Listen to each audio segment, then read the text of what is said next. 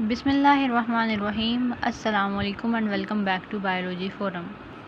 Today's video is continuation of my previous lecture in which I told you about basic concept of genetically modified foods, steps that lead towards development of GM crops and their characteristics. Today we will study about benefits of GM crops and controversies related to it. Video and तक ज़रूर देखें और मेरे channel को subscribe करें और bell icon को press करें ताकि मेरी हर आने वाली वीडियो आप तक पहुंचती रहे। जेनेटिकली मॉडिफाइड क्रॉप्स या जेनेटिकली मॉडिफाइड जो फूड होती है इसके बेनिफिट्स बहुत ज़्यादा होते हैं। इसकी जो यील्ड होगी ना इन क्रॉप्स की वो बहुत ज़्यादा होती है, तो इस वजह से जो लैंड है उसका एफिशिएंट यूज़ कर सकते हैं हम इससे, क्योंकि जब ज़्यादा यील्ड होती है तो इससे जो मनी होती है उसकी ज़्यादा हम लोग उसको ज़्यादा से ज़्यादा सेव कर सकते होते हैं और जो प्रॉफिट्स होंगे वो भी बहुत ज़्यादा होंगे। ऐसी जो फूड होगी उसका जो शेल्फ़ लाइफ होती है वो बहुत ज़्यादा होती है, उसको हम ज़्यादा टाइम तक स्टोर कर सकते हैं as compare to normal food. और फिर ये है कि इसकी वजह से ये फूड जो होगी ये ज़्यादा वेस्ट भी नहीं होगी। नॉर्मली तो फूड जो होती है वो अक्सर बहुत ज़्यादा वेस्ट हो जाती होती है। इस प्रोसेस के थ्रू उसकी जो शेल्फ़ लाइफ होती है उसको इन्हेंस किया जा सकता है। जैसा कि जो टोमेटोज़ होते हैं जेनेटिकली मॉडिफाइड सीड से उनको अगर बनाया जाता है तो उनकी जो शेल्फ़ लाइफ होती है वो ज़्यादा होती है और वो ज़्यादा अरसे तक फ्रेश रहते हैं। देन है कि ऐसी जो फूड होती हैं इनका जो टेस्ट होता है वो बहुत ज़्यादा होता है और उनकी जो क्वालिटी होती है वो भी बहुत ज़्यादा होती है। उनका जो मैच्योरेशन टाइम चाहिए होता है उसको वो भी इस प्रोसेस के थ्रू रिड्यूस हो जाता है। ऐसी जो क्रॉप्स होती हैं उनमें जो स्ट्रेस टॉलरेंस होता है ना वो बहुत ज़्यादा हो जाता है, यानी कि कोई भी अगर इन्वायरमेंटल इफ़ेक्ट आएगा तो उसमें जो स्ट्रेस आ जाता है प्लांट्स को वो इसको ज़्यादा देर तक टॉलरेट कर सकते हैं। देन ये है कि ऐसी जो क्रॉप्स होती हैं इनमें जो डिजीज़ होंगी वो ज़्यादा नहीं होंगी, यानी कि इम्प्रूव रेजिस्टेंस टू डिजीज़ और इलनेस। अब इसमें जो फाइटोकेमिकल्स होते हैं उनको इन्हेंस किया जाता है ताकि जो प्लांट है उसकी जो हेल्थ है वो मेंटेन रहे और जो क्रोनिक डिजीज़ वगैरह होती हैं ह्यूमंस में भी वो ना हो। Crop resistance to pest, weeds and herbicides होगा। और फिर ये होता है कि न्यू प्रोडक्ट्स आती हैं इस प्रोसेस के थ्रू, क्योंकि जो नई जीन्स इंट्रोड्यूस करवाई जाती हैं उसकी वजह से नई क्रॉप्स आएंगी, नई प्रोडक्ट्स आएंगी। इसका और एक और फ़ायदा है कि कुछ लोग होते हैं जिनको जो दूध होता है उससे एलर्जी होती है, तो आजकल ऐसा जो मिल्क है वो अवेलेबल है जिसको ट्रीट किया जाता है लैक्टेज एंजाइम के साथ और उससे फिर उन लोगों को एलर्जी भी नहीं होती। No let's talk about controversies related to GM crops. इसमें मतलब ज़्यादा जो इशू आता है वो सेफ्टी का होता है।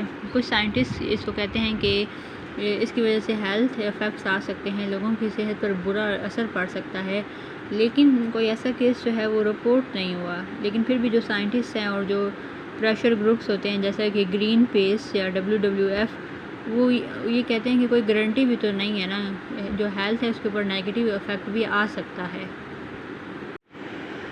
इफ़ेक्ट ऑन इकोसिस्टम, अब अगर देखा जाए अगर ये हमारे पास जीएम क्रॉप्स नहीं है, ठीक, नॉर्मल हमारे पास एक फील्ड है उसमें प्लांट्स हैं, ठीक, उसमें फिर इंसेक्ट्स भी होंगे, उसमें पेस्ट भी होंगे, उसमें बाकी ऑर्गेनिजम्स भी होंगे, यानी कि एक सारा इकोसिस्टम बना हुआ है।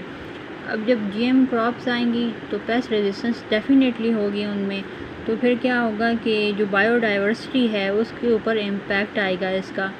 इंसेक्टिसाइड जो होंगी वो यूज़ नहीं की जाएंगी, जो जाहिर सी बात है फिर जो पेस्ट होंगे वो कम हो जाएंगे फील्ड में से। एक और इसमें कंट्रोवर्सी ये आती है कि जो जीन्स होती हैं वो ट्रांसफ़र होती हैं हॉरिजॉन्टल जीन ट्रांसफ़र के थ्रू, ठीक। अब इसमें एक ये भी इशू है कि जो जीन्स होती हैं ये स्प्रेड कर सकती हैं, जो मॉडिफाइड क्रॉप्स होंगी उनमें से वाइल्ड रिलेटिव्स में ये स्प्रेड कर सकती हैं, जिसकी वजह से और रिस्क होंगे और इसके अफेक्ट्स होंगे। एक और इशू इसमें आता है क्रॉस ब्रीडिंग का, यानी कि इसमें ये चांस होता है कि जो जीएम क्रॉप्स होती हैं वो और जो उनकी सराउंडिंग में वेजिटेशन होंगी जैसे कि वीड्स वगैरह होंगे वो आपस में क्रॉस ब्रीड कर जाएंगे, जिसकी वजह से हमारे पास क्या होगा कि ऐसे वीड्स की प्रोडक्शन होगी जो रेजिस्टेंस शो करेंगे टूवर्ड्स द हर्बिसाइड्स, ठीक।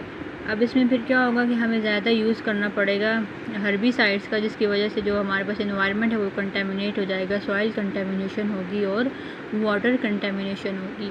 इस वजह से ये कहा जाता है कि जो जीएम क्रॉप्स हैं इनको नहीं बनाना चाहिए। One more impact of GM crops is herbicide tolerance crops. इसमें अब ये है कि जब हम जेनेटिक इंजीनियरिंग के थ्रू क्रॉप्स बनाएंगे तो उनमें हर्बिसाइड टॉलरेंस होगी, ठीक। जैसे कि सोयाबीन हो गया या कैनोला हो गया, इन सारों में हर्बिसाइड टॉलरेंस होती है। इसकी वजह से क्या होता है, हमारे पास ऐसे वीड्स की जो अमाउंट है वो इंक्रीज़ करेगी जो ग्लाइफॉस्फेट रेजिस्टेंस होंगे। देन इसमें हेल्थ इशू आता है, जैसा कि आजकल देखा गया है लोगों को एलर्जी होती है काफ़ी चीज़ों से, ठीक। तो जेनेटिक इंजीनियरिंग का प्रोसेस है ना, इसके थ्रू एलर्जेंस जो हैं ये बहुत ज़्यादा बनते हैं।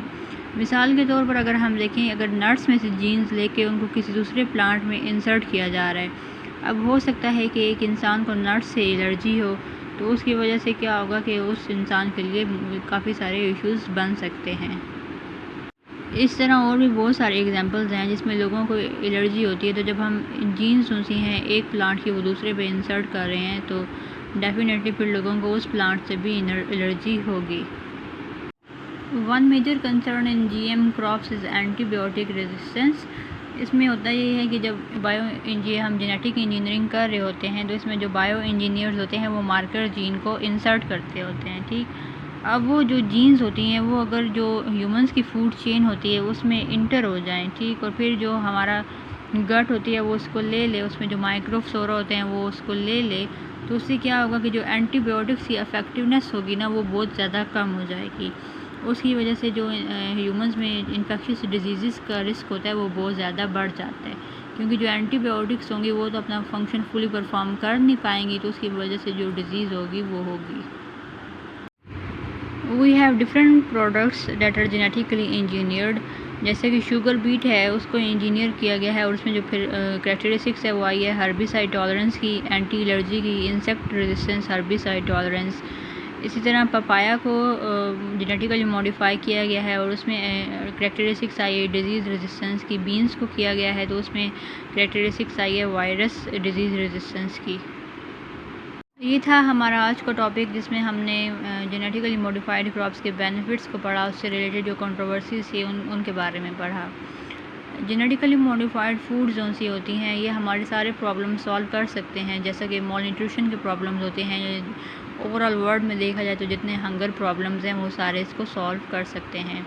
हम इससे के ज़रिए अपना जो इन्वायरमेंट होता है उसको प्रोटेक्ट कर सकते हैं, उसको प्रिजर्व कर सकते हैं, क्योंकि जितना ज़्यादा हम पेस्टिसाइड्स और हर्बिसाइड्स का इस्तेमाल करते हैं उतना ज़्यादा हमारा इन्वायरमेंट कंटेमिनेट होगा। जब जीएम क्रॉप्स आ गई हैं तो फिर इसकी ज़रूरत ही नहीं रही कि हम हर्बिसाइड्स और पेस्टिसाइड्स को यूज़ करें।